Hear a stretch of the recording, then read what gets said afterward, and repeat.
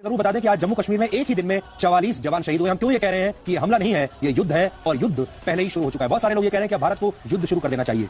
युद्ध शुरू कर नहीं देना चाहिए, युद्ध शुरू हो चुका है, क्योंकि जब 44 सैनिक मारे जाते हैं तो वो हमला नहीं होता, वो युद्ध ही होता है। क्यों हम ये बात कह रहे हैं उस पर आप गौर कीजिएगा। आपको कारगिल युद्ध याद होगा। कारगिल युद्ध में 527 भारतीय जवान शहीद हुए थे।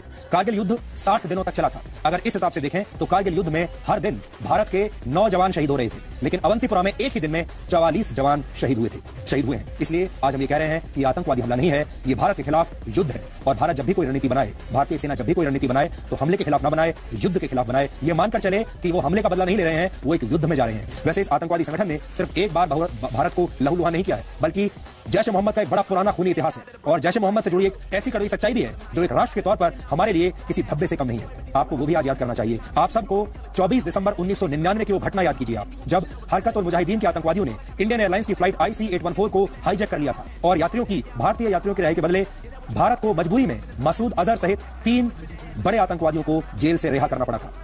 उसी आतंकवादी मसूद अजहर ने मार्च 2000 में यानी अगले ही साल इस जैश ए मोहम्मद को बनाया, इसकी स्थापना की। और ये संगठन किसी और का नहीं, उसी मसूद अजहर का है जिसे IC-814 के यात्रियों की जान के बदले में हम ही ने छोड़ दिया था। अपनी गाड़ी में बैठाकर, अपने हवाई जहाज में बैठाकर हम इस आतंकवादी को कांधार तक छोड़कर आए थे। यानी कि इसे किसी और ने नहीं बल्कि हमारे ही देश ने छोड़ा था। वर्ष 2016 में मसूद अजहर ने खुद ये दावा किया था कि जब तत्कालीन विदेश मंत्री जसवंत सिंह उसे लेकर कांधार पहुंचे थे, तब उन्होंने तालिबान की सरकार से अपील की थी कि यात्रियों की रिहाई के बाद तालिबान की सरकार मसूद अजहर को दोबारा गिरफ्तार करके भारत के हवाले कर दे। तब कांधार में तालिबान के तत्कालीन सिविल एविएशन मिनिस्टर मुल्ला मोहम्मद मंसूर ने जसवंत सिंह से कहा था कि अगर आप सुरक्षित भारत लौट जाएं तो आपके लिए यही एक बहुत बड़ी बात होगी। हालांकि मसूद अजहर को हमेशा चीन भी बचाता आया है। इसलिए आज सवाल यह भी है कि भारत पाकिस्तान के खिलाफ कार्रवाई तो करे, लेकिन चीन के खिलाफ क्या करेगा?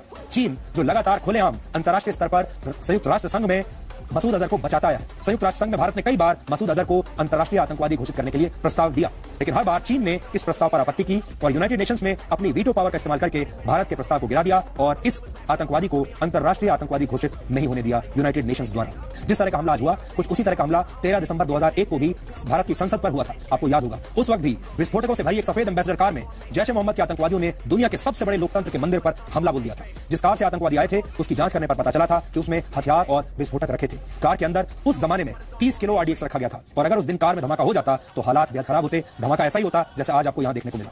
विडंबना देखिए कि जिस अफजल गुरु ने संसद पर हमले की साजिश रची थी, उसी अफजल गुरु के अवशेष मंगवाने के लिए जम्मू कश्मीर की पूर्व मुख्यमंत्री महबूबा मुफ्ती के सांसद केंद्र सरकार को, प्रधानमंत्री को चिट्ठी लिखते हैं और कहते हैं कि वो उस आतंकवादी के अवशेष को जम्मू कश्मीर लेकर जाना चाहते हैं। उसी अफजल गुरु की मौत पर हमारे देश के बहुत सारे ऐसे डिजाइनर, पत्रकार हैं और बुद्धिजीवी हैं, नेता हैं, JNU जैसी यूनिवर्सिटीज हैं जहां अफजल गुरु का मातम मनाया जाता है, जहां कहा जाता है कि अफजल गुरु की हत्या बहुत बड़ी नाइंसाफी है। लेकिन एक राजनीतिक पार्टी ऐसी है जिसने हमले के कुछ देर के बाद ही इस पर राजनीति भी शुरू कर दी। ये काम देश की सबसे पुरानी पार्टी कांग्रेस ने एक बार फिर किया है।